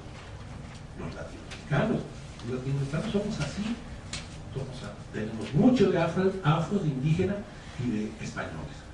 Son las tres grandes matrices no culturales de las que habla Darcy Ribeiro: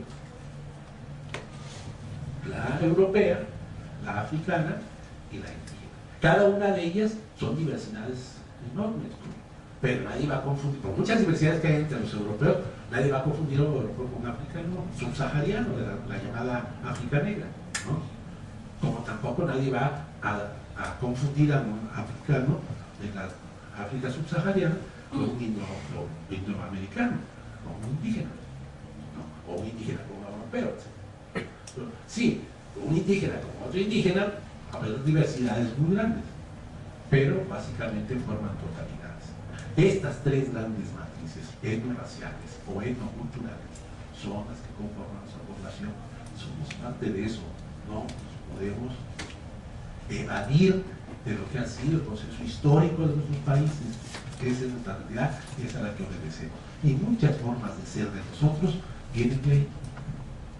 El muñequito de la rosca, pues ahora viene por la tradición, que el 2 de febrero, que llevar las semillas a bendecir, que llevar el agua, que como arrullamos al niño y le ponemos las semillitas ahí, eso viene del lado, o de lo mesoamericano.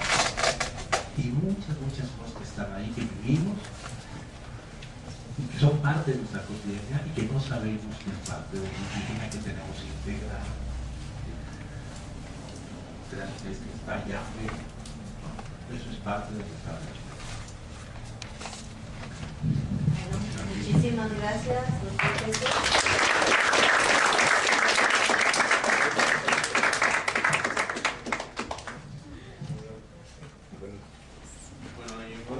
pensamiento, le vamos a otorgar una constancia al doctor por su participación en el seminario permanente.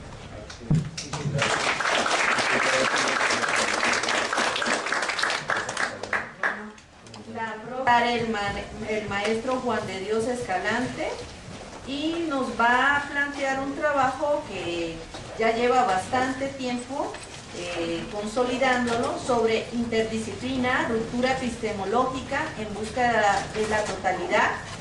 ¿Por qué es importante trabajar desde esta perspectiva psicosocial comunitaria, la interdisciplina? Porque ustedes saben que nosotros dialogamos con otras áreas, con otras disciplinas, pero no se trata de tomar de todo un poquito y como juntar a ver qué sale, sino de tener unas bases epistemológicas sólidas para saber desde dónde estamos hablando. Entonces creo que esta ponencia nos va a ayudar mucho, y también el maestro Eric, que ya muchos lo conocen, nos va a hablar sobre el análisis de contenido como herramienta metodológica en la investigación en psicología social comunitaria. A todos muchas gracias por su asistencia el día de hoy, y entonces ya saben que los esperamos el primer